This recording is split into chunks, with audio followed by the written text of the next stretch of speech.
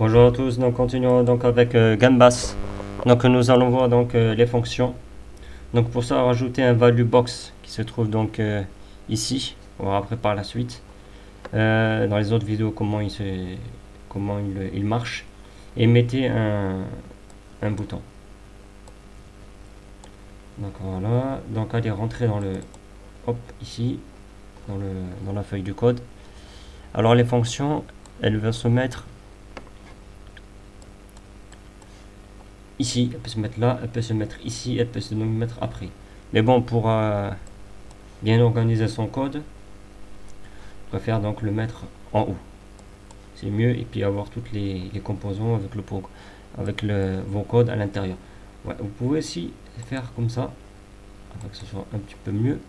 Comme ça, vous pouvez voir vos codes fermés et afin de vous retrouver plus facilement. Donc, on commence. Donc, on fait public. Voilà, la fonction. Voilà, c'est un U, la fonction. Le nom de votre fonction, on va l'appeler calcul. Et les parenthèses. Et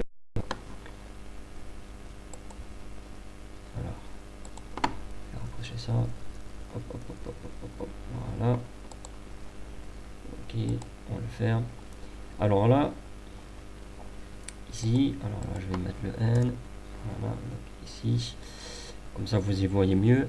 Alors ici, on va lui faire notre petit programme. Alors, dim, on va lui mettre X, Y.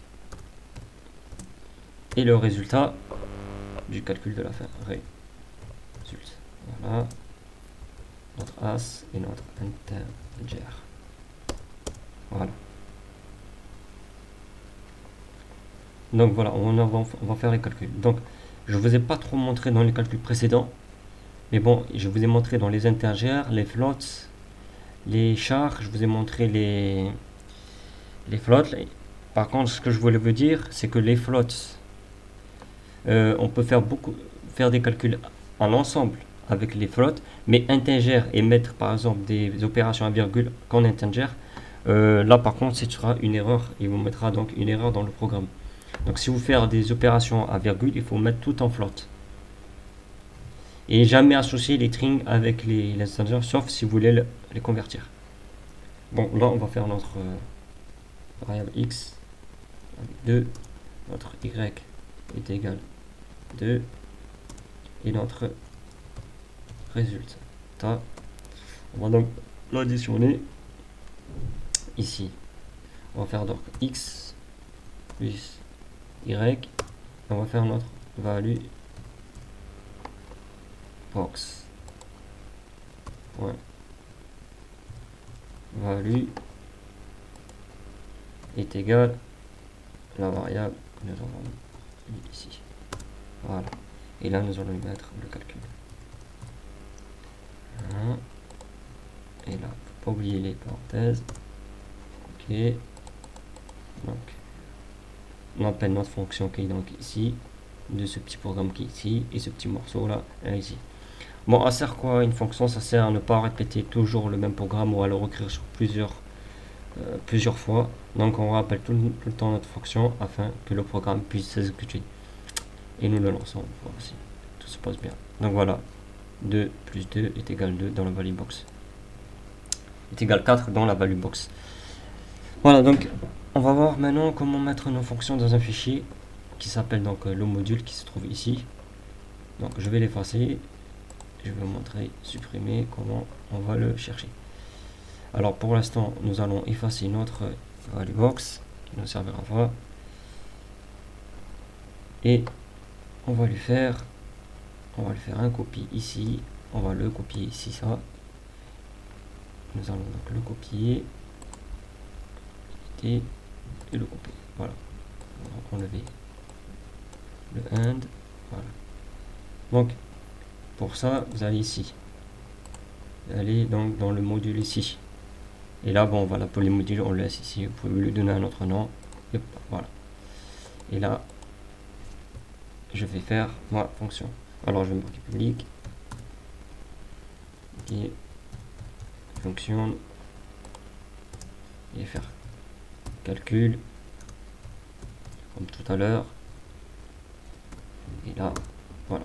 Donc là, ce sont des paramètres à mettre qu'on va mettre tout de suite là, que je vais vous montrer. Donc je fais coller, j'enlève les deux fonctions avec celui-là et je laisse le end.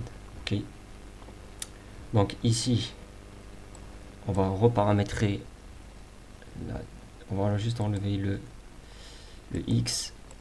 Voilà. Donc ici, ça sera donc là, on va lui mettre as integer. Ça sera là. Ici, ça sera donc retourne qui va marcher avec ça. Donc là, ici, on va lui mettre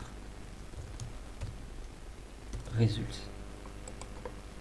Notre résultat sera pris dans la fonction.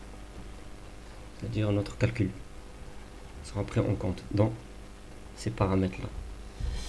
Il ne faut surtout pas oublier le x ici que nous allons mettre dans un integer. Donc voilà notre y qui a été pris ici et notre résultat qui a été pris ici. J'enregistre ça. Oh, je retourne dans ma feuille de code et là je vais lui mettre la value .box est égal là. Maintenant ici je vais devoir lui mettre le module, c'est-à-dire le nom de mon fichier ici.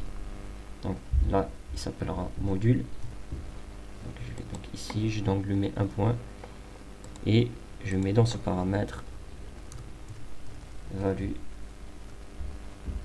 box point value. J'enregistre tout ça et hop, là il y a une petite erreur.